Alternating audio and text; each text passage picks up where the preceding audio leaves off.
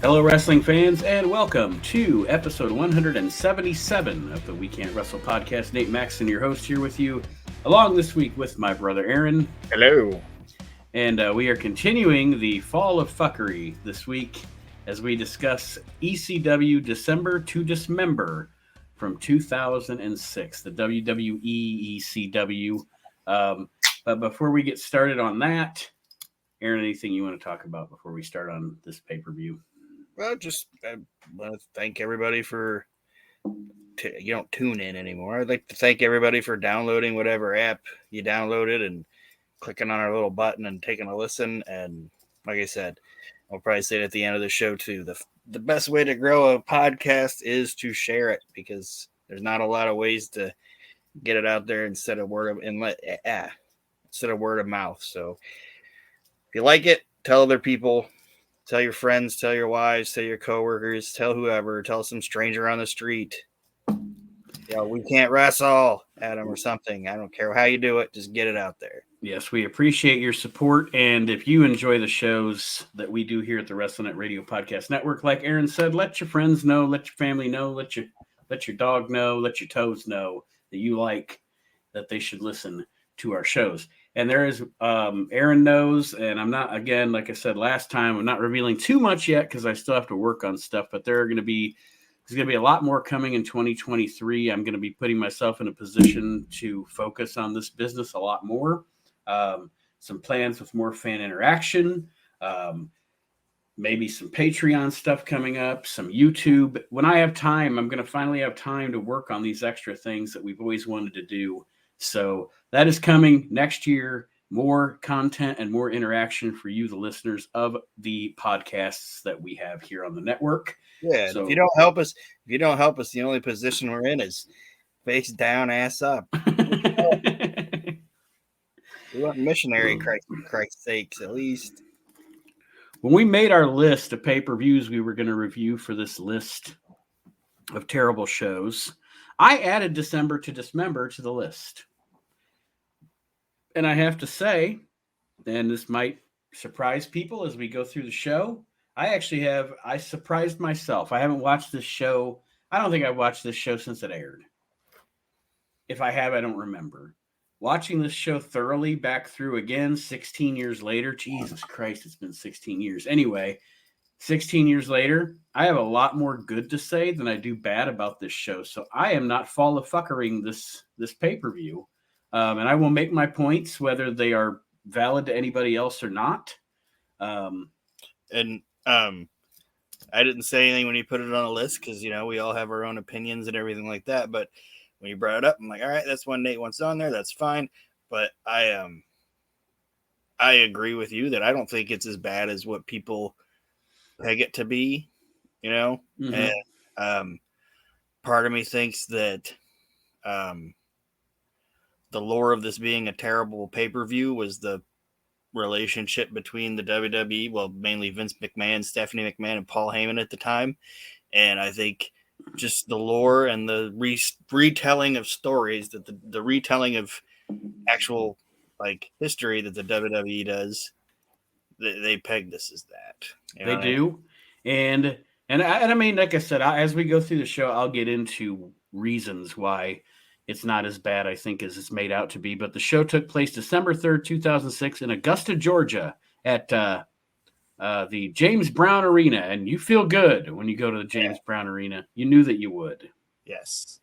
Only 4,800 in attendance, but it is a smaller arena, which makes sense if you're promoting an ECW show. When WWE did ECW, they even even if the crowd was a bigger crowd because they taped it before or after SmackDown or whatever, they would dim the lights so that it looked like it was a smaller crowd to kind of give it that ECW feel. We have Joey Styles and Taz on commentary, which is always a good thing. Yes. They are funny and fun during this show. I enjoy their commentary. I do too. And one thing I'll say about ECW is I honestly think that program, if it would have been called anything else, would have been perfectly fine with the fans. Yeah. If that would have just been some other brand, how do I say NXT. it? Yeah, if that would have been, if they would have just said this is WWE Velocity, you know what I mean? Just call it Velocity. It would have been, people wouldn't even have been, they wouldn't have shit on it as much. But they took something that people had like a warm spot in their heart for, and they felt like they bastardized it, and it became not ECW, but still ECW. And I just, that's how I feel about it. I think it was just a miscast thing, if that makes sense. Mm-hmm. And it became glossy. And WWE, best production company in the world, in my opinion. Them and like NFL, best production teams in the business. But I don't want my ECW glossy. Right.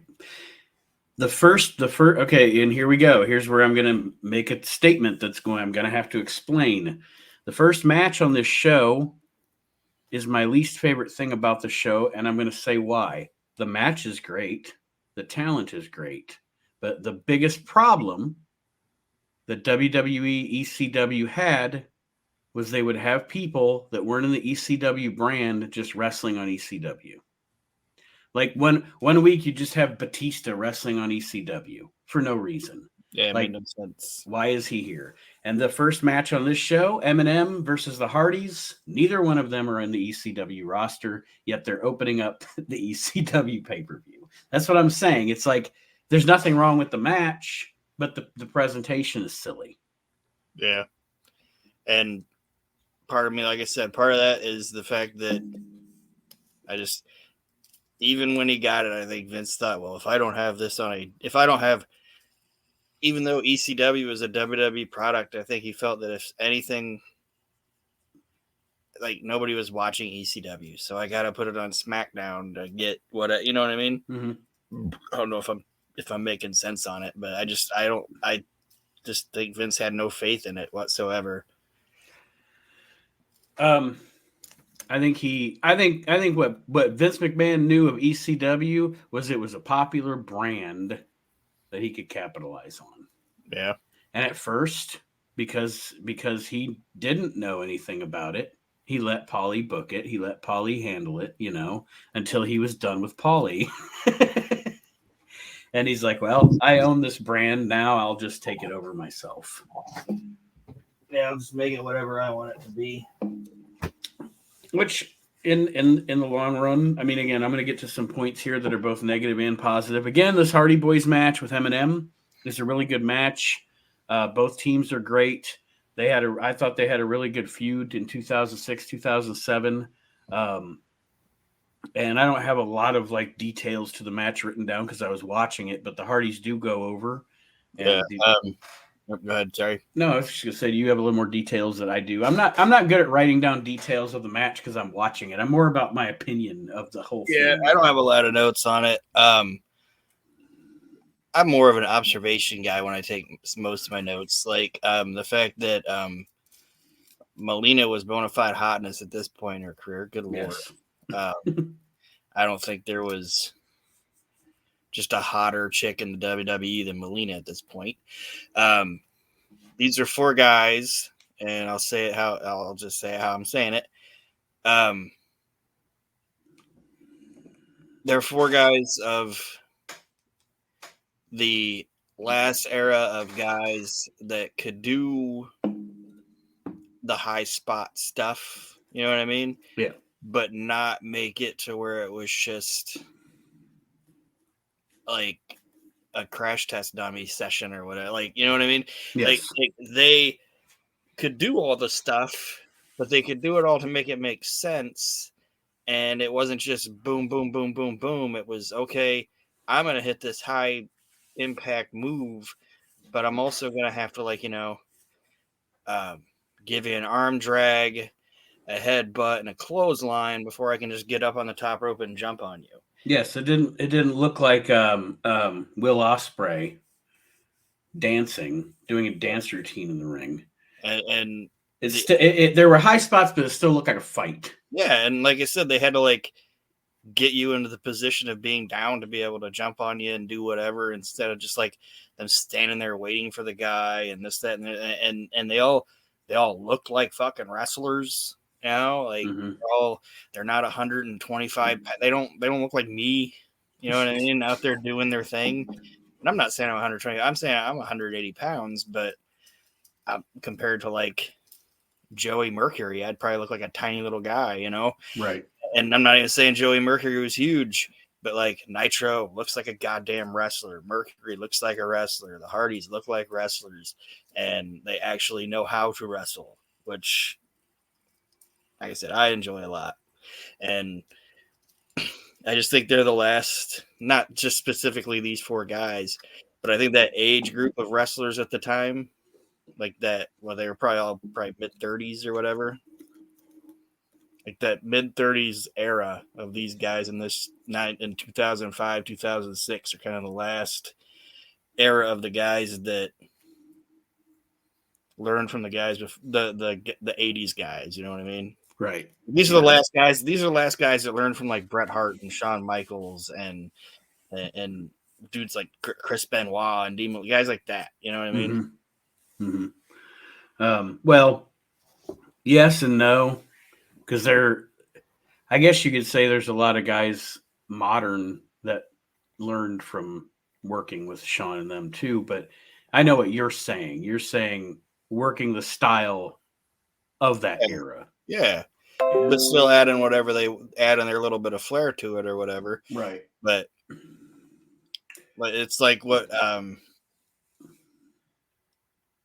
Cornette says sometimes, like, you know, like guys just saw the flashy shit that Rey Mysterio did, but they didn't see the actual work that he did, you know? Right. Yep. And that he could actually use logic and leverage and shit to be able to like make it look like he's hitting these moves on these guys, and all they saw was the flash. They didn't see the work rate to it. And that's when you get fucking Kenny Omega and the Young Bucks. And but we're not here to talk about that. We're here to talk about Dismember to Dismember. But I just really like this match. It was a good match. Again, like I said, my only problem with it wasn't anybody that wrestled that was an ECW roster member wrestling in the opening match on the ECW pay-per-view. The next thing we get is a promo from Rob Van Dam, who is going to be in our main event, which is an ECW Extreme Elimination Chamber match for the ECW title. It's Big Show, RVD, Sabu, Test, CM Punk, and Bobby Lashley. That is what it is billed as. RVD cuts a promo. It's a good, intense promo, which you don't see him do a lot. So I appreciated that. And then, and this is where I'm going to start getting into the conversation of what I'm saying about ECW here. Matt Stryker comes out. And he's awesome. And he is absolutely awesome. And there would probably be some ECW diehards that went, why is Matt Stryker in ECW? And here's my case. What is the difference, other than Matt Stryker was actually a little more witty? What is the difference between Matt Stryker and Simon Diamond? Not much. No. Same kind of gimmick. Or Carino. You know? Yes.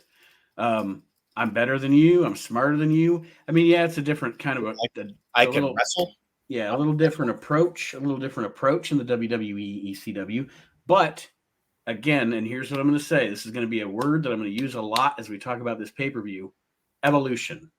Whether ECW is owned by Vince McMahon, Paul Heyman, or whoever, eventually ECW has to evolve. And that is what they were trying to do here. You cannot have a promotion for year upon year full of Sabu and Sandman. And first of all, the style they wrestle makes it so eventually they're not going to be what they once were in the ring. Secondly, it's too much of a niche audience. You know, if you're trying to build a global brand, which is, I would hope what any businessman's purpose is to try to make as much money and build your brand as big as you can. The proof is in the pudding. ECW didn't do that. As much as people have this and we love it, I get it. As much as people have this thing in their heart for ECW, ECW was a failed business. It didn't make money. Vince McMahon had to bail Paul Heyman out. Yeah, I'm not disagreeing with you. His promotion didn't make money. It wasn't, in the grand scheme of things, ECW wasn't a successful business. It had its niche audience, and that's where it stopped. And I'm not saying good or bad. I'm just saying the people that just pine for ECW, I get it. I really do, and I sympathize. But it was not it wasn't a good business. I don't know. I don't know that it ever made money. It was a good promotion. How do I say? It was a good promotion, but it was a bad business. Mm-hmm. You know what I mean? Like it was entertaining to watch, and I don't think ever sucked, but it just didn't. It didn't have the business acumen for it, but yeah, and it is also just like Cornette says, for the kind of people that like that kind of thing, that's the kind of thing they like. But you're not going to expand your audience by not evolving your product. Yeah. And Paul also tried, from everything I've ever heard, tried to do too much by himself. And that'll burn you out too. Yep. But talking about Stryker, in ECW, a character like Matt Stryker is necessary. Yep. Because if your stick of your company is that we're renegade, hardcore athletes, who's going to be more hated than the guy that comes out and goes, I don't like this kind of wrestling. Like, in this promo, and like I said, I think he's one of the most underrated and underused guys that company ever had. Like, any role they put that guy in, he fucking excelled in it, in my opinion. And part of me, I've heard that he just kind of rubbed people the wrong way. And I also heard that Michael Cole didn't like him personally and professionally, so that fucked him when he became a broadcaster. Mm-hmm. I honestly think that Michael Cole didn't like the guy because he was so fucking talented. Yeah, he outshined him. That's my honest to God opinion, because I've heard him do color, obviously, and I've heard him do play-by-play, and he does both fantastically. And obviously, his character in the ring should always be a heel, but doesn't mean he just looks like a fucking heel. Yeah. In this promo, he says that he wants to restore order to ECW, and this will be an extreme match.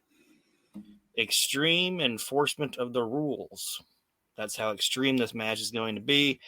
And he has the perfect opponent. Yes. Matt Stryker's perfect opponent is Balls Mahoney. Yes. What better foil for Matt Stryker than fucking Balls Mahoney? Another note on this match is that Matt Stryker has his own face on his ass. Yes, and I had to put down that Joey Styles asks if Matt Stryker likes to sit on his own face. Yeah, and he says you got to question a guy who likes to sit on his own face. And Taz pops. Yeah. Did you just say that? I think Joe even says sorry. I think. No. Taz is like, did you just say that? And Joey's like, I think I did. Oh, I know when he says sorry. I got it mixed up. There's another I can't remember what ECW thing it is, but he says, "Oh, can't remember what wrestler it is, but he just got kicked in the balls." Like, he's just like, sorry. But anyway, I love Joey. You got any other notes on the match? Well, Balls comes out, and of course he's over because Balls Mahoney was over. Yeah.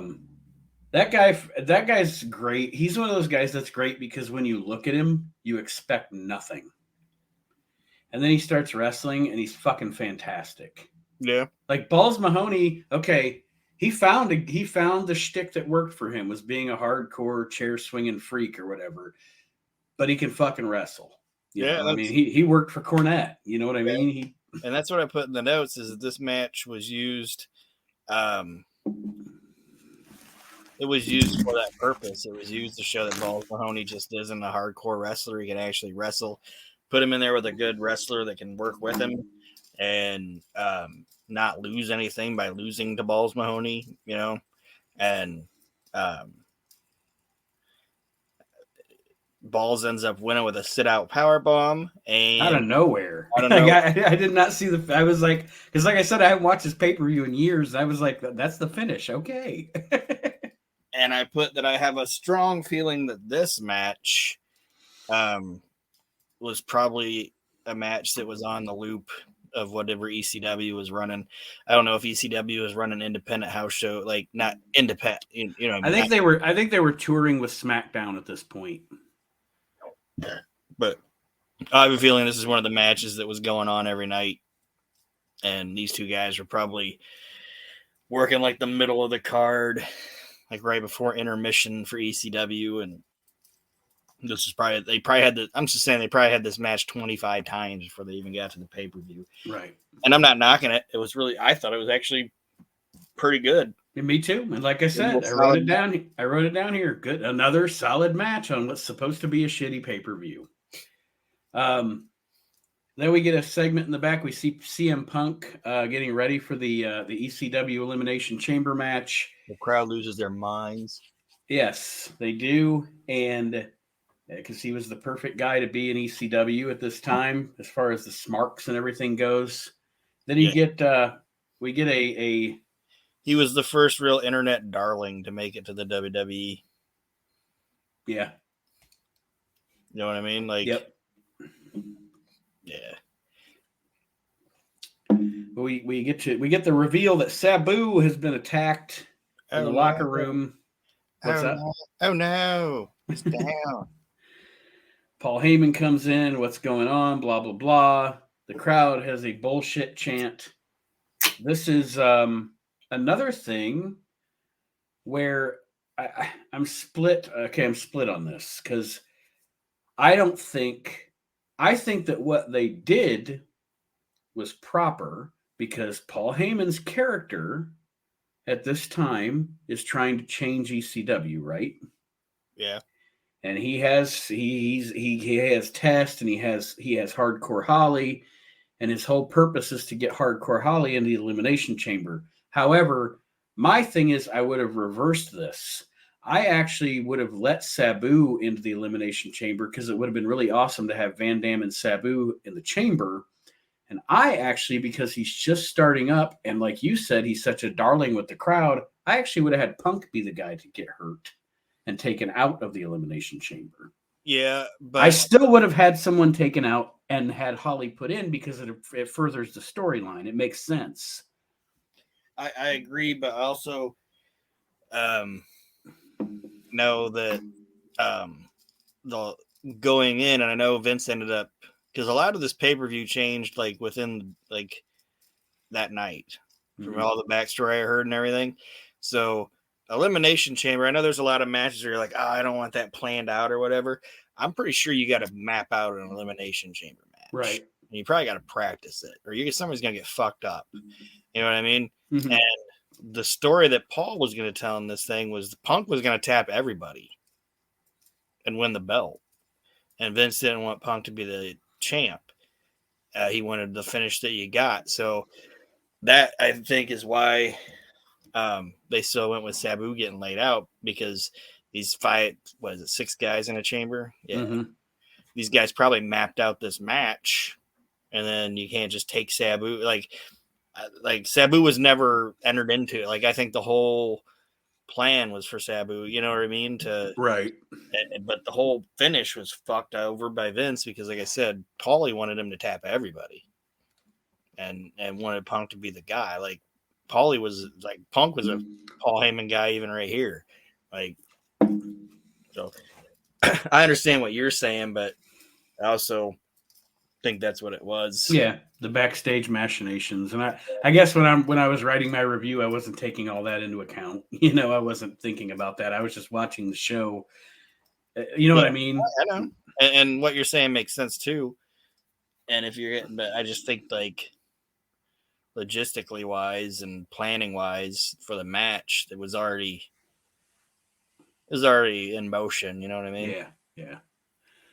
But I do like the fact that Paulie's trying to he's got his cronies in there trying to protect the Big Show. Yeah. It's a funny little faction. Test, the Big Show, Hardcore Holly. And the extreme security or whatever they are, Heyman's security guys. Yeah. The next match is a tag team match. Again, another good match. The FBI, which is Little Guido and Tony Mama Luke against Elijah Burke, who I'm a big fan of, and Sylvester Terkay, who just never went anywhere in the biz. Nope. And then FBI's with Trinity. And Yes. she's another good lord. Look at her. He got Joey. I think it's Joey goes, "This is what all women in Long Island look like," and Chaz goes, "All women in Long Island, Yeah. Joey." Yeah, I don't think so. I've been there. A couple of notes here. Like I said, I thought it was a good, serviceable tag team match. Sylvester Terkay has like the biggest face in the history of wrestling. Yeah, and He they has a call huge face. they call him Man Bear, and every time I can't.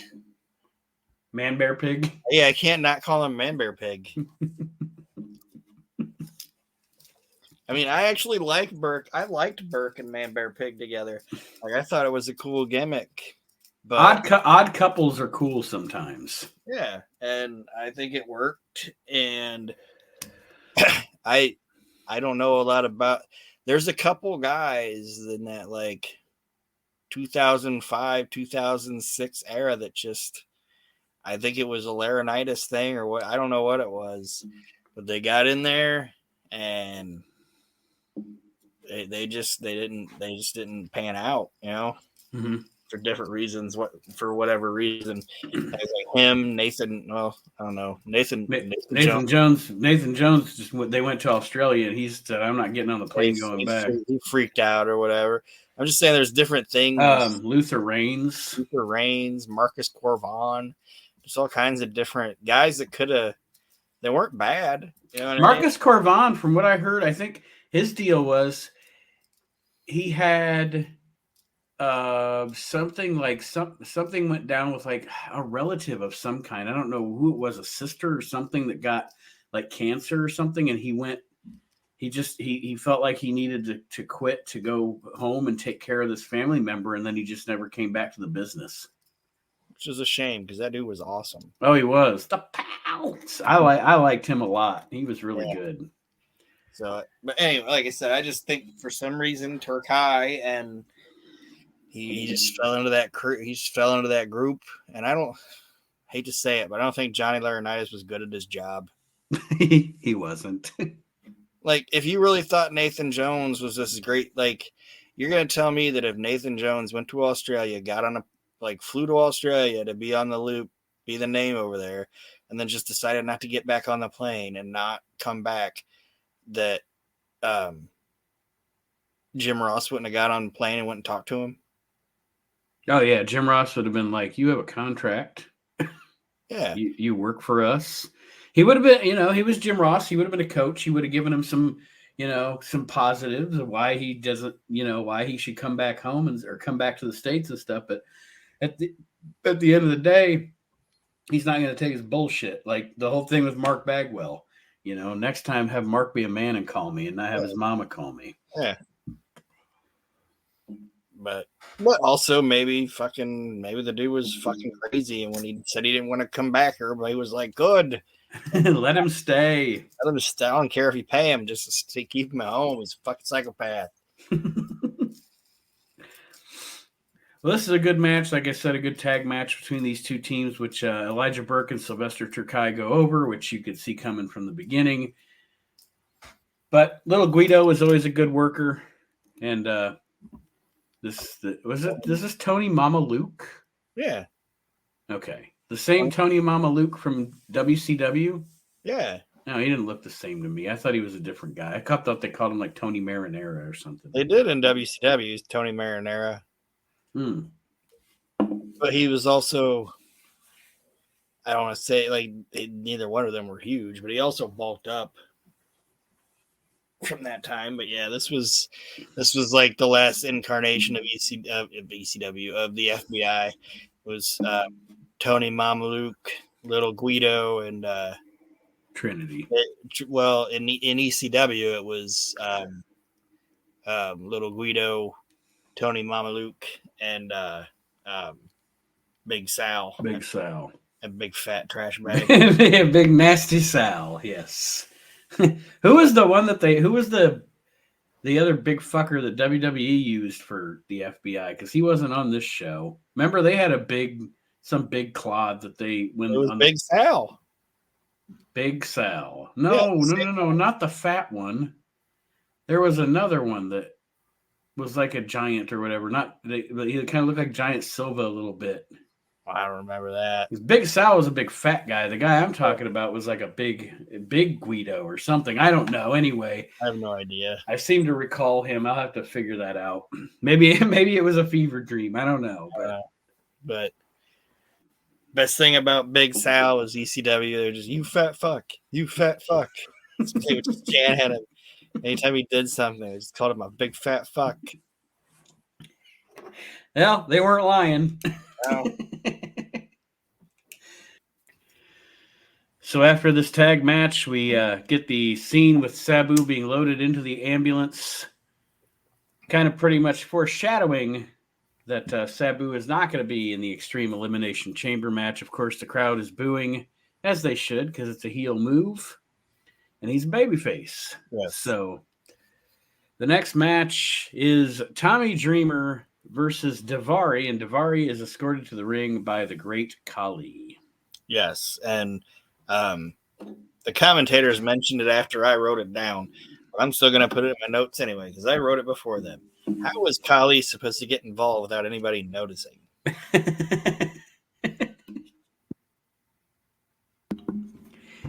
It's like, it reminds me of an observation that Meltzer put in, that he said he was watching this Japanese documentary, okay, and Giant Silva and Kurgan were over in Japan, okay, like they were doing shit in Japan, and they were walking through the streets, and Giant Silva put on like a black baseball cap and some sunglasses because he didn't want to get recognized. He didn't wanted to blend in. It's like, you're the Giant Silva, and you're in Japan. You're not going to blend in. Not going to blend in. No matter what you do. You're walking because you can't fit in anything. Like, that's funny.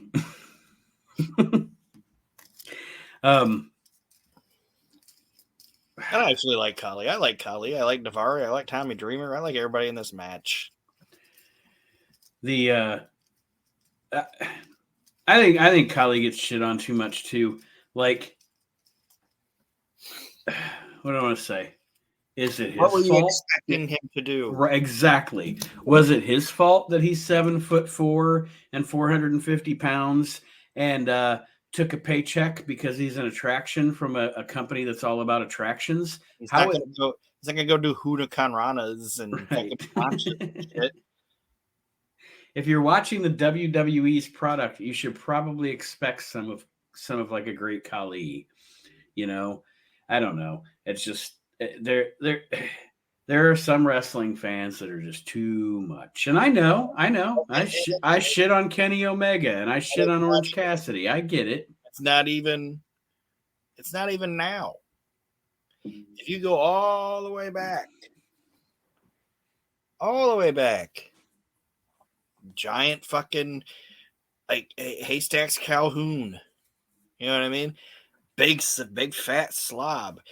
But people paid to see him. Yes. But did he do anything? No.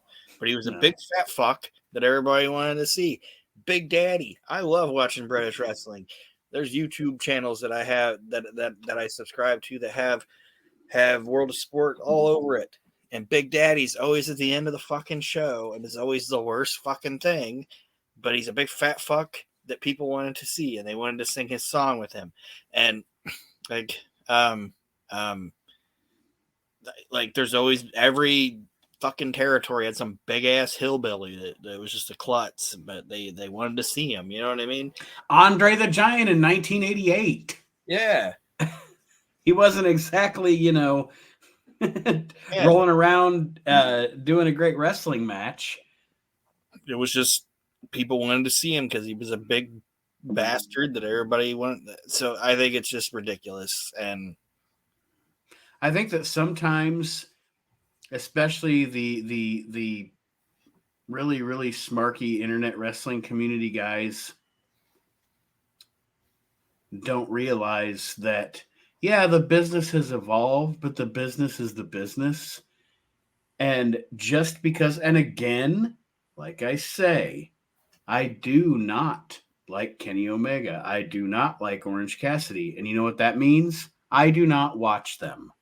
And I do not really talk about them because I do not watch them. Why would I watch something I don't like just so I can bitch about it? And the wrestling business is that, a wrestling business. And not everything is pro wrestling gorilla. And not and And I don't like watching a pro wrestling gorilla show. You know why? Because when I watch a wrestling show, I like it to be balanced. yeah, and I don't want to watch 15 matches that are fast and high spot matches. That's not what I want to watch. And I get that too. But what I was going to say was what shows that the wrestling business is the wrestling business is that, like I said, not everything's pro wrestling gorilla. And if pro wrestling gorilla was where everybody wanted to be and what everybody wanted to do in the wrestling business, nobody would ever left. And if it was what everybody wanted to see, it would be where the WWE is right now. Yeah, so fuck off. Khali's all right in my book. And then I liked him as a heel because he just like slam somebody or do whatever. And then I liked it when he'd fucking dance with Ranjan Singh. Like, that was fun. I think the guy doesn't get enough credit. And you know what else is crazy about him? In India, he's a fucking cop. Could you imagine getting pulled over and the great Khali gets out of the car? And I shit my pants. Or I'm assuming van. Like, I don't think he's in a car. But this guy gets out and is like, registration or whatever they have in India. I'm like, Jesus Christ. And like I said, I know that there are times where some of the things that I say might come off as hypocritical because they are. Like, next week we're going to watch a shitty pay-per-view and I'm going to shit on it. But I wouldn't watch that shitty pay-per-view if I didn't have to do it for the purposes of this show. I don't watch things I don't like voluntarily. You know what I mean? And I think that a lot of wrestling fans, and it's the same with Star Wars, but a lot of these fans are sadomasochists. Like, they want to watch something just so they can shit on it. Like, I have never understood the people that every single week are never going to watch Monday Night Raw again. Okay. You've said it every single week for like 10 years. And I kudos to those that don't. I watch Monday Night Raw. Well, I watch the 90-minute version on Hulu, but I watch it. And you know what? I don't watch any wrestling live anymore because I want to be able to fast forward through what I don't want to watch. The only difference between like what you say, like we're going to watch this shitty pay-per-view because it's whatever. My concept with these was it's bad, but it's bad good. You know what I mean? It's fun. It's bad. Like, I hate bad. How do I say it? Bad wrestling can be just as entertaining as good wrestling, if not more. Right. And that's what these pay-per-views are. Like, there's 10 times worse. Like, just like, this isn't funny bad that we could have watched. This is like funny bad. Like most of the people on these shows are like super talented guys. Right. It's the booking and shit. That's the booking that we're mocking. It's not the wrestlers. Just wanted to say that. But yeah, anyway, I don't want to get off on a rant or whatever. Daivari wins this match by kind of out of nowhere too. Yeah, with the old tight pull on Tommy Dreamer. And then after the match, Khali gives Tommy the press slam on the stage, and a press slam. He tree slammed him. Yes. And Tommy does. If Khali would press slam you onto the steel, I don't care who you are. You'd be dead. You'd be out. Like, Tommy Dreamer would have been like, "Fuck that." No. Well, Tommy Dreamer does what Tommy Dreamer does, and that is take an ass kicking, and then try to prove himself to be the hardcore badass. He gets up and walks out on his own, and that's how we end this. It was fine. Then we get the segment in the back where Paul Heyman goes into Hardcore Holly's locker room, and I love the fact that much to not to Hardcore Holly's surprise, Paul Heyman puts him into the elimination chamber. He's even in his gear. Yeah, and it's like Heyman was like, when I come in, pretend to act like you're surprised that I've put you into the match. He's in his fucking gear. And then up next, we have a mixed tag team match. Yeah, we do. It is Mike Knox and one of Aaron's favorites, Kelly Kelly. Hells yeah. Against Kevin Thorne and Ariel. I hardly ever say this about women. I don't want to say it, but Kelly, like when she came back, I was like, man, she didn't need work. She didn't need work done. Like she looked like there's a lot of times when I'm like, whatever. If you're a celebrity and you're famous, you might need to do that or whatever. But she looked completely different to me. Mm-hmm. Like she went from being like pretty to being like fake Hollywood. And I'm like, you kind of didn't need to do that. Right. I mean, like there's nothing worse to me, whether it's a male or a female. I'm not, so I'll say it that way. Unnecessary plastic surgery. Like somebody should have looked at like these people and been like, no, how about you don't need it. You're old. Just be old, you know? Right. Kenny Rogers, what are you doing? He's dead now. But you know what I mean? Like that's one of the funniest random things Jim Ross. Yeah. Seen Kenny Rogers lately? He looks like a Martian. Like he just randomly said it. Like I don't even remember what brought it up. But yeah, he said, Kenny Rogers, you seen Kenny Rogers lately? Looks like a Martian. I don't remember why he said it either. I don't either, but it was just random and it was in Jim Ross's mind and he just said it. And like another like wrestling wise, and like I said, I don't want to whatever. I'm not shaming a woman, whatever, but I just think it was unnecessary. Another person that had it not unnecessarily, and I was thinking about it the other day when I don't even remember what I was watching, but Lawler didn't have good plastic. Like I'm assuming he had plastic surgery because he doesn't look the same anymore. No, he's definitely had some work done. Like, why's your nose so little now? What's going on? But anyway, didn't want to get off tangent. Jerry wants to look the age of the women he wants. Yeah, but now it's just it. I hate unnecessary plastic surgery. Just boggles my mind, and I think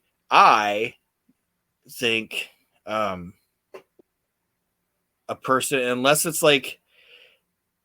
you're in the hospital and you got shot in the face, you know, or these little kids that'll get attacked by animals, you know, like a dog attacks a little girl or a little boy. Right.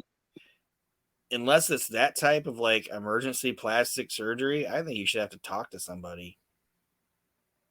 Yeah, this is a weird thing to talk about on this show. No, but you're not wrong. Right. But I think you should have to have a psychological evaluation before you go. I want you to take my face and completely change it. You should have to sit down and talk to somebody and be like, why do you want to do this? Why do you want to look like a puppet? Yeah, why do you want to look like a Barbie doll? Yeah, well, a puppet. You want to look like a puppet. Tell me why.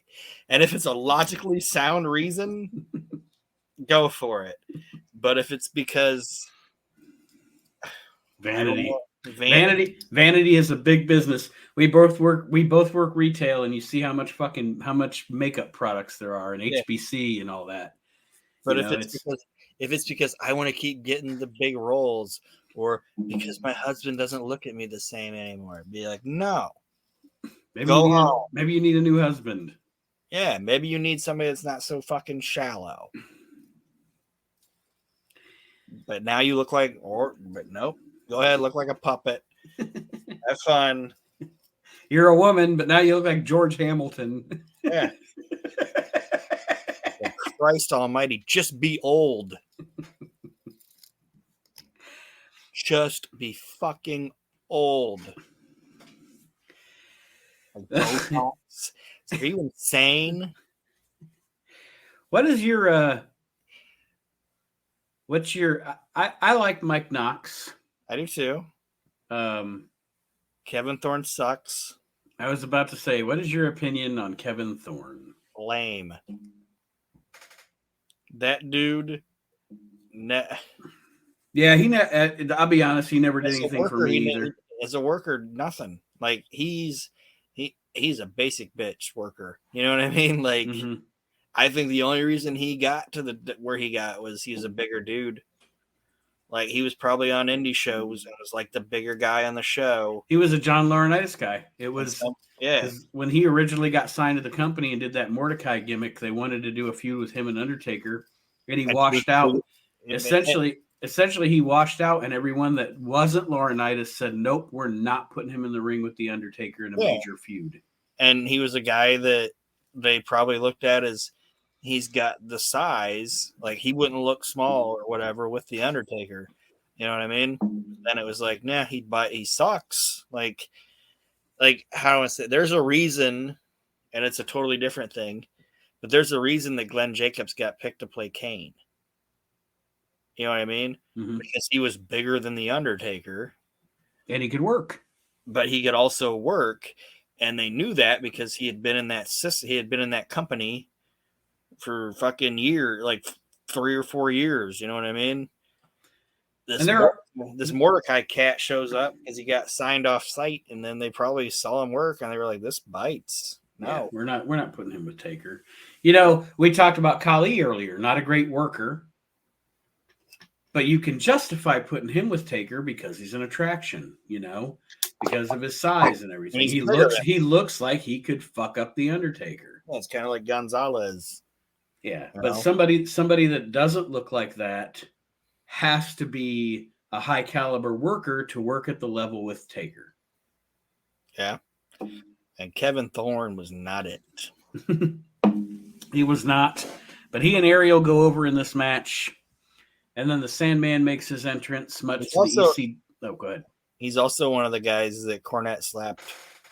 Yep, because he wore a baseball cap in the match. He smacked him. Just smacking people around.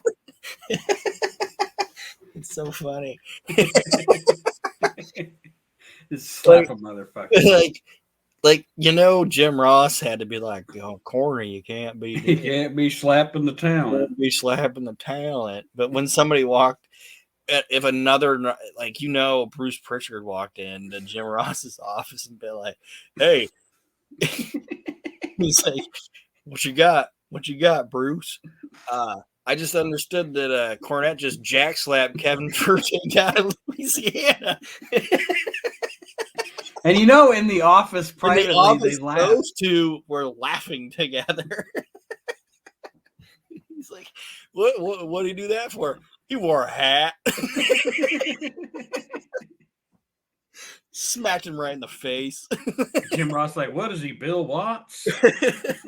He's like, he smacked him right in the face, and Jim Ross had to get it out of his system and then walk up to him and be like, "I can't go around doing that." And you know how I know that's how it is? Because I've had people in the job that I have. Yeah, we're managers. We get it. I have had situations where I've had to get that shit out of my system before I did a coaching. Yeah. Like I had a lady come, like me and this other manager had a lady one time, this old lady over the walkie being like, "Pick up line 2." And a guy's like, "I'm trying to get there." And she was like, "Well, I'm just tired of this customer bitching at me." And we had a coach her for it. I've had all kinds of shit. One time customers complained to me because some guy, they asked a kid if he would get a hold of a manager, and he was like, "Well, I don't have a walkie or anything." And they were like, "Well, can you go back to the back and get him?" And then he said, "Maybe I will, maybe I won't." And then he walked away, and then he never came back. I was like, that's fucking funny, but I couldn't tell those people that was funny, you know?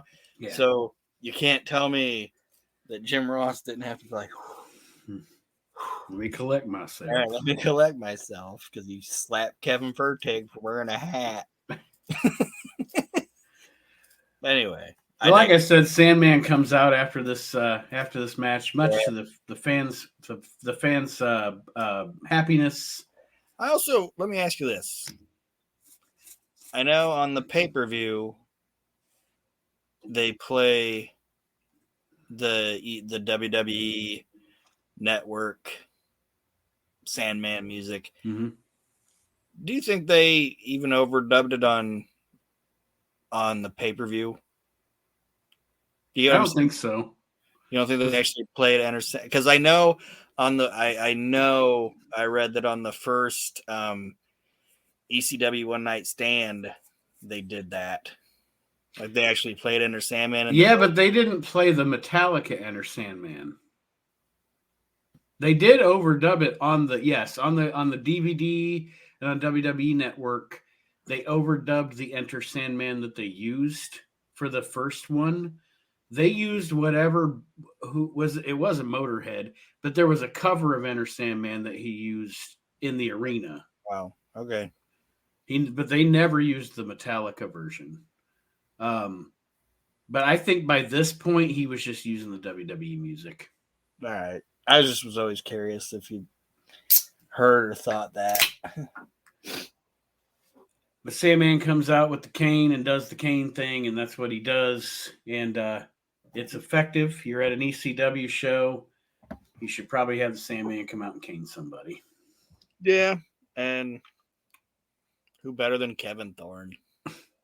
And up next, we get an interview. I must have been like 6 deep or something when I wrote this because my notes don't usually look like this. They're not usually so uncouth. But I have Bobby Lashley interviewed by some bimbo. That's pretty accurate. It's so accurate, I didn't even write it down. Bobby Lashley, at this point in his career, looked great, worked great, fucked as a promo.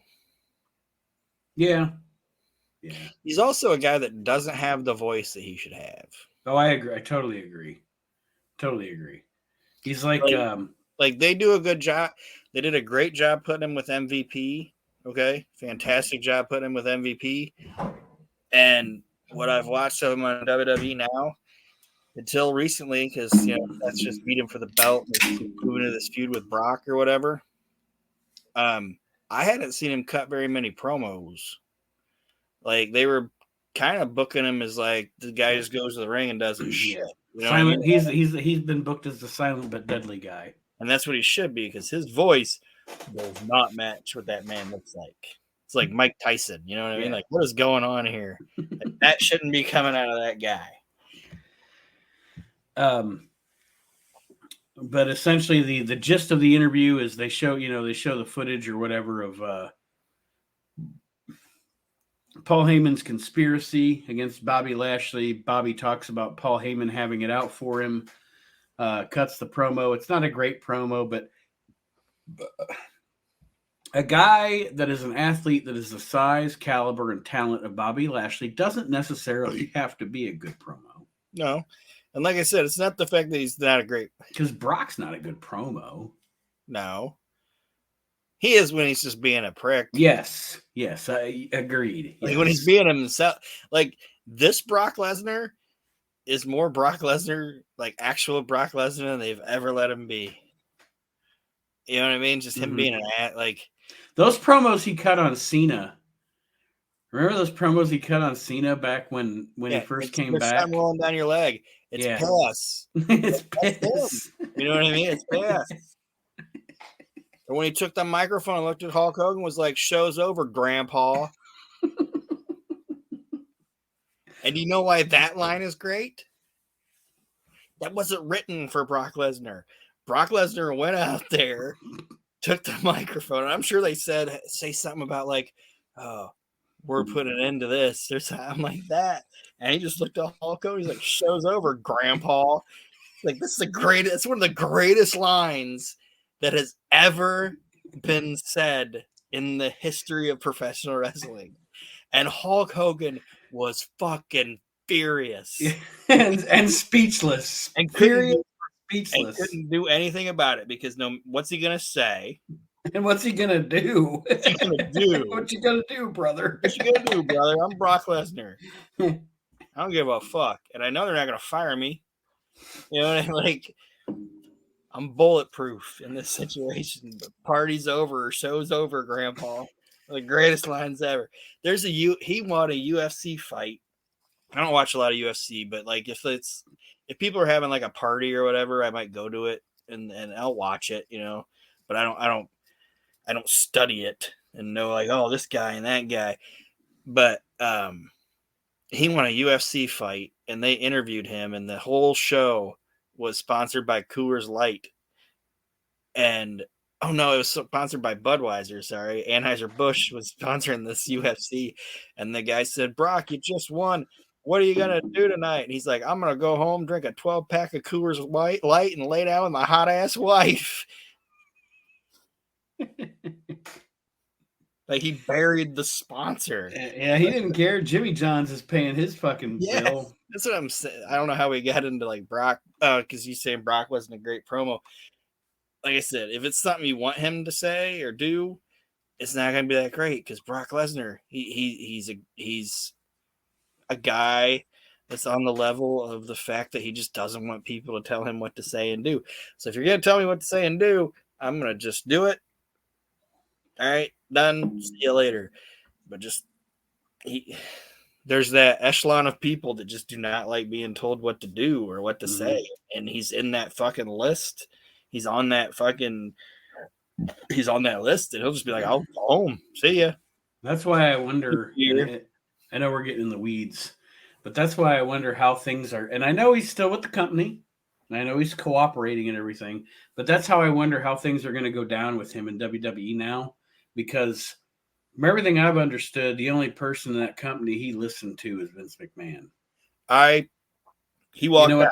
He walked out when Vince quit. Yeah. I know that. He said, "Fuck it, I'm going home. If he's gone, I'm gone. If he's gone, I'm gone." And I guarantee that Triple H probably called him and said, "There's a lot of things that are going to change around here, but whatever deal you had, whatever structure, that's something that's not going to change." And probably said, if you thought you had creative, and I'm just being hypothetical because obviously I don't know, but I would think like a guy like Triple H would be like, if you think you had creative freedom with Vince, like imagine how much creative freedom you're gonna have with me. Right. Like, I want people to express themselves. I want people to be risque. I want people to be, like, I'm not saying Triple H is gonna go back to like having the crowd flash their titties and right and fuck you and this, that, and that. No, it's a publicly traded company. That's never going to happen. You still have to be somewhat whatever, but you can already see it on the shows that they're letting people do more shit and letting these guys be themselves more and whatever. But I think that's what that was. I think he was probably just like, Brock, you will keep doing you. You know what I mean? Well, then Paul Heyman comes out before the Elimination Chamber here and cuts a promo. And like I said, I think that the whole story that even Paul Heyman was telling was this company needs to evolve. Yeah, and there was more to this promo knowing the story of it. Because Paulie gets sent home they both decide that Paul's going to go home. And there's certain things that he says in this promo, knowing what we know now with the behind the scenes stuff, is like that was a half-ass shoot. Because he even says, after the Sandman is gone, after Tommy Dreamer is gone, after Sabu's gone, even after I'm gone. He says, even after I am dead and gone, or dead and buried, or whatever. You will still be chanting. You might not be chanting my name, but you'll still be chanting ECW. Like he knew this was, it. Like, I'm done after this. Like, I've yelled at Vince McMahon one too many times. Like, I've fought with his daughter Yes, one too many yes, times. I've stamped this card. Like, I'm done. I don't have any more free subs or whatever. Like, I'm out. It makes you wonder if like what was the one thing, like, when it was, because I've never heard the entire conversation, but I'm wondering what the one thing that was said that just abruptly ended that conversation was. Probably those two just looking at each other. And they have been like, well, fuck. The thing that I love about his relationship with Vince and the McMahons and the whole WWE is he's that guy that Vince, and then even eventually Stephanie and Triple H, because him and Stephanie, this is 16 years ago. Him and Stephanie had their issues. We're 16 years later, and apparently they don't now. He is that one guy that, like, even though he is everything that the McMahons are not, Vince McMahon recognized that guy is a fucking talent. Yeah. And on the flip side, and Vince McMahon recognized this guy has something, he's a talent, I want to utilize him, even though we may disagree on almost everything. But on the flip side, Paul Heyman has also always recognized, I think I'm just going to stick with Vince. Like, yeah. I know we're going to fall out, and I'm probably going to get fired a couple of times. Oh, TNA? Nah, I'm not going to go there. Oh, AEW? Nah, I'm not going to go there. I'm just going to stick with the WWE. Well, it's because he doesn't need it. You know what I mean? Like, the Heyman hustle is real. Like, Paul Heyman's the hustler. Like, he can get by for a year and a half doing some shady shit or whatever. And I don't want to sound like whatever, but Brock pays him. Brock pays that guy. Like, he does more than just wrestling shit for Brock Lesnar. But I don't want to say it, like, it's kind of like, I almost said it was like Mick, but it's kind of like sort of like Mick, but Mick tried to do other things.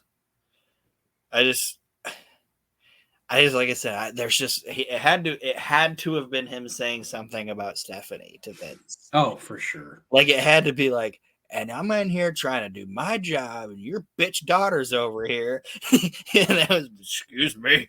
Like, that had to be it. Like, I just think it'd be funny Vince saying, excuse me, pal. Excuse me, pal. Yes, there was a line crossed. Yeah, he said something about her that Vince McMahon was like, you're fucking done. You got to go away. Well, then we begin the Extreme Elimination Chamber match for the ECW champion. Of course, the defending champion is the Big Show, who at this time definitely needed the time off he's about to take. You can tell looking at him, he is mentally and physically not in a good place. He was really heavy. Yeah. I mean, he looked tired. He looked sweating to walk into the ring. He didn't look like, okay, when I think of the Big Show, I think of the impressive Big Show. And you can say when he was the Giant in 2005, or you can say when he wrestled Cody Rhodes at WrestleMania, whatever it was, because I'm glad he rebounded. You know what I mean? Because he had a fantastic look and a career after this too. But This was a period of his life where you can tell he was just in a bad way. And it's crazy that nobody was really doing anything about it, because in like 2000, they were like, you need to go, you're out of shape. It's like, he looked fucking fantastic compared to what he looked like here. Right, yeah. And it's like, go out there and do it, buddy. And I tell you, it's all to the fact that I think he just needed a break. Because if you look at him at this show, and then you look at him a year and a half later when he comes back to do the shit with Mayweather, it is amazing. Yeah. It's amazing. Like, it's inspiring. It's great. Like, it's good to see. I think, but honestly, with a guy that big, okay, when you're that big, you have to eat. You know what I mean? Like, you have to. Mm-hmm. And we're like, I can eat one pizza and be like, okay, I'm good. A guy like that big would have to eat like 2 or 3 of them. You know what I mean? So what I think happens is, no matter what you want to say, when you're out on the road, you're not going to be eating as healthy all the time. You know what I mean? Yep. So you can try as much as you want, but you're not going to. And I think a dude like that gets out on the road and probably has all the well intentions of being like, I'm going to stay to my diet and I'm going to do my thing. But I'm also leaving this building at 12 o'clock at night and there's no fucking health food restaurant open. It's fucking McDonald's or Arby's or whatever. And that's what I got to fucking eat. Mm-hmm. So it was probably like, Jesus Christ, I got to go home. Like, I got to go home and just stay in my house and get in shape. You know what I mean? Yep. And I think that's probably what, like, why you see that track record with him throughout his career. Up and down. Yeah, up and down, up and down, up and down. And the reason I can even say that is Daniel Bryan stopped being a vegan. And the reason he said he stopped being a vegan was because, like, I can't do that. Right. Like I can't do that when I'm on the road. Like, he didn't go full blown, just gonna start eating meat all the time. Right. Sometimes I'm gonna have to eat a fucking hamburger because I can't get fucking carrots at. It's what's up. Yeah, it's what's available. Yeah, there's no carrots. Well, we have this extreme elimination chamber match, and here's my thing. It's funny. What's that? I said it's fucking awesome, but go ahead. It is good, and my only problem with it, because the story they tell is great. There's a lot of great spots in the match, and they all make sense. My only problem with this elimination chamber match is it's so short. Yeah. For an elimination chamber match. And normally I would be like, why are we dragging this on this long? But with an elimination chamber match, it's like the Rumble. I expect it to be longer, you know? I think part of it was, how do I want to say it? Like, I think they wanted it to be extreme. So, like, they wanted it to be, like, impactful, and imagine having like a hardcore match go an hour. Right. So that's what I think part of it was, in my opinion. There's like some really cool spots in it. RVD doing that spot where he jumped from the ropes, or like Spider-Man down to the fucking chamber, and that was fucking sweet. Yeah, I have that written down here. Like, RVD's a dude that fucking thing was like. That's a wrestler that fucking thing is made for. It's somebody like Rob Van Dam. That's why he was in so many of them. Yeah, like Rob Van Dam or a Ray. I don't know if Ray was ever in one or not. He was. Like Rob, Ray, Kofi, Shelton Benjamin. Like, this fucking thing is made for those guys. He probably was never in one, and he would be fucking fantastic in it. Shelton. But anyway. I'd have to go. I don't remember. Maybe I don't know if he was or not. I doubt it. He's not been in a lot of things that he should have been in. And we're talking about the good spots. There is a bad spot in this match. Yeah, which one? In theory, Bob Holly could contest that he is to this day the ECW champion because he doesn't get pinned in this match. I don't know if you noticed, but Test only got a 2 count on him. I didn't notice. Yeah, the referee's like 1, 2, and it was like a half count. Like, the crowd even didn't even react like he got pinned, and then he got eliminated. And I was like, he got eliminated. So It's funny. I have every elimination wrote down except that one, so that might be why I didn't write it down. Yeah, I've been doing something and not noticed, and then be like, Bob. Where's Bob? Yeah, he didn't. Bob. He didn't. He got pinned, but he didn't get pinned. Like test. Like it was the referee. It was totally the referee. But yeah, it's not the biggest fuck up pinfall he ever had, though. WrestleMania, when he won the hardcore title and wasn't supposed to win the hardcore. Yeah. Title. And then he cuts a promo and calls Michael Cole a little shit. You little shit. He accidentally wins the belt and then calls Michael Cole a little shit on live pay-per-view. It's like, you're not having a good night, Bob. Shut up, you little shit. Like, you know, he was frustrated. Yeah. Because he probably got to the back and Vince was like, what the fuck? Yelling at everybody. And then he's got to go to this fucking interview with Michael Cole. And he's like, you little shit. Bob Holly's best lines, like you said with Brock, Bob Holly's best lines come from when he's just talking and improvising. Yeah. You know, Get up on the chair, you fat bastard. Yeah, Count Chocula, you fat bastard. you fat bastard. What was it? Who was it? Jim Ross or Bruce? It might have been Bruce Pritchard. They said they had they'd have like booking meetings with with the wrestlers or whatever, and be like, anybody have any ideas? Anybody have any ideas they want to talk about? And Bob would be like, no, I think you should put the belt on me. Like, okay, what do we do after that? Well, I'll just fucking beat everybody. Like, all right, thanks, Bob. Anybody got anything else? I'm pretty sure I heard a story about how he pitched the idea that he beats Goldberg. Like, Bob was always like, I should go over everybody. Yeah. Put the belt on me. What do we do after that? Well, I just fucking beat everybody. I don't know. I'm not the writer. It's fucking great. But anyway, he's a good old hillbilly boy. I just like hearing stories about him and fucking a little bit of interviews that he does out there. It just seems like he's just you don't fuck with me, I don't fuck with you, but I'm grumpy all that. It's like, that's my kind of guy. Me.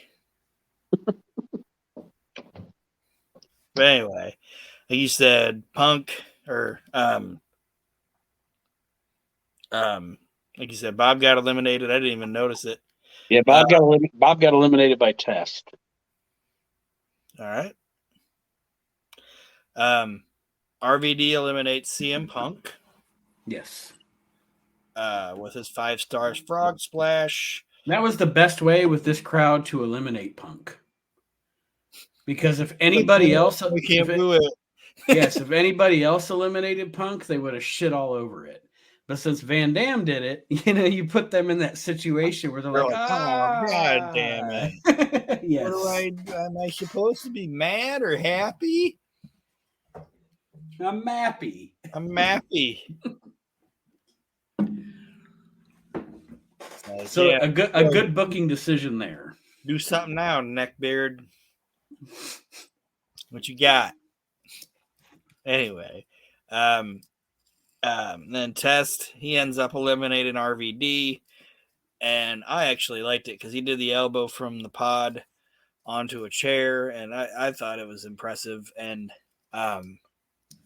you know this about me, and I think I'm probably a bigger fan of him than you, but I was always a fan of Test anyway.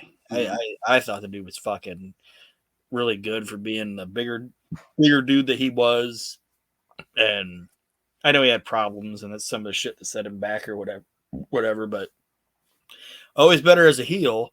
Yeah, but unfortunately, I think he definitely better as a heel. The guy even looked like a douchebag. Yeah, But unfortunately, I think he really started finding himself as a character and figuring out the wrestling business, like right when his problems got the worst. Mm-hmm. And I think if he would have been able to tackle that shit, he would have had people would talk different about him. Fuck, I think he was only 30 fucking 3 when he died or whatever. It's fucking insane. But at this point in the guy's career, he had the look. He got his weight right, got his, you know what I mean? Yeah. Everything was coming together for him. And when you're so bad that TNA says you need to leave, you got a problem. Mhm. Because there was a point when that company would book anybody.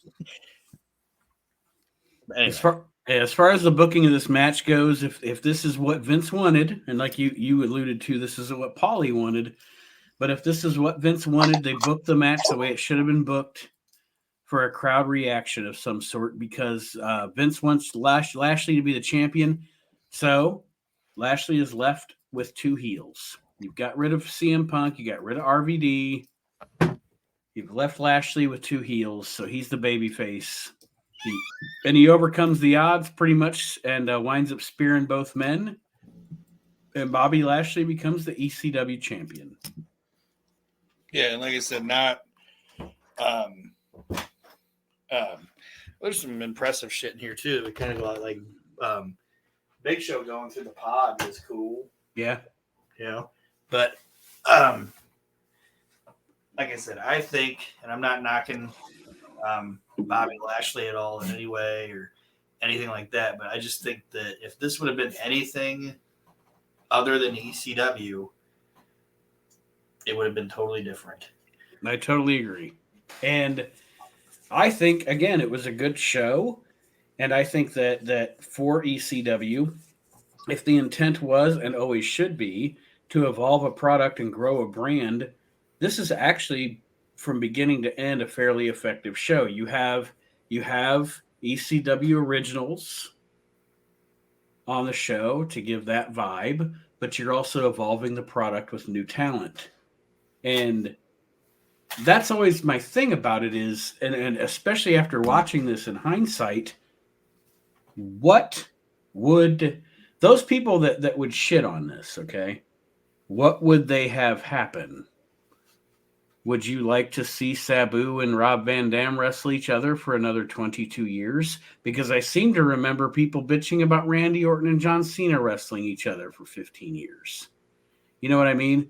Yeah. So it's one of those things where, again, I just the trolling kind of thing, or the I'm a wrestling fan and I just want to bitch about everything, gets on my nerves because there's so much hypocrisy in it. Yeah, and it's also I'm not in any way saying this is a 7-star pay-per-view or whatever, folks. I'm just saying overall, beginning to end, it was a good wrestling show. It was only 2 hours and it did everything it needed to do. And I agree. And like I said, when you wanted it on the list, I'm not saying, oh, why the fuck does he want this on there? I just, like I said, this pay-per-view, I think, gets a little bit of history rewritten on it. And it was a good show. And maybe, is it the greatest fucking pay-per-view of all time? No. Not even close. Not even close. But it's a really good match to open, a really good match to close, and then it's kind of nothing bad on it, kind of filler. You know what I mean? Like, if I would have been sitting at home and I spent $60 on this, I'd probably been like, why the fuck did I just spend $60 on this? To me, you know what this show to me feels like? The WWE, like a WWE production. It's the closest thing I've ever seen the WWE do that I was like, this reminds me of Clash of the Champions. Mm-hmm.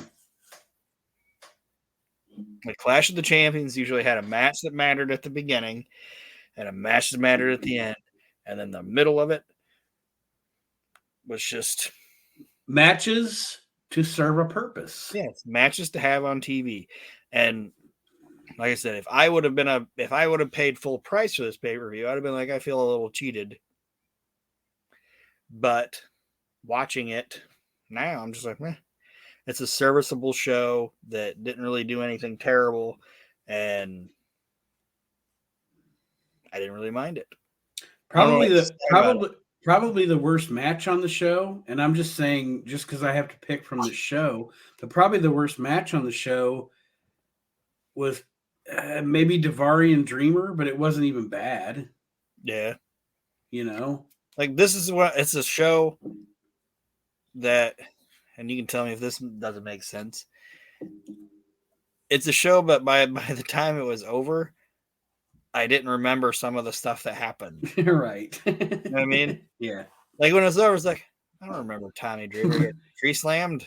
But I can say that about some modern WrestleManias. I know. I say that too. I mean, mind you, by the time it's done, I'm fucking thrashed. I'll remember stuff from a WrestleMania, but I don't know which one. Like, which WrestleMania did Braun Strowman and that kid win the tag team titles? Mind you, by now, it's because I'm trashed by the time WrestleMania. Because it's 7.5 hours long. It started at 3. It's now and now I was gonna say it started at 3 and now it's Thursday. Now it's 12:30. So this is an entire shift at work. WrestleMania. And there were only 11 matches. What the fuck? Well, could you imagine being in the WWE now? And it might change now that Hunter's involved, but still, that's companies making money. So there's certain things that he's not going to be able to change. But could you imagine being in the WWE now and they're going, we don't have anything for you for WrestleMania? Like, excuse me? Do I work here? The show is 10.5 hours long. I think there's 2 battle royals. You're literally booking. You literally have people working out there, and there's nobody in the stands. I gotta work at FanFest. We don't have anything for you at WrestleMania. You're like, I'm just gonna go here and shoot myself. It's the equivalent of when we read that 2000 or that PWI 500, and they were like, Billy Gunn ate a meatball sub at WWE New York. Like, that is how you would feel. Like, you meatball subbed me. Like, I don't know why I just thought of that, but a guy that didn't get booked for WrestleMania. Like, sorry, Drew Gulak. Is he still God damn it. I think he's still there. Who knows? We don't have anything for you, sir. Like, damn it. With that being said, we're going to wrap up this edition of the We Can't Wrestle podcast. And which pay-per-view are we going to do next week? I'll let you choose. Well, we said we're ending with the eruption. Yes. Yes. That's how it usually ends. What better way? So that means, let me look here. I went too far in my book. So we already did Blackjack Brawl.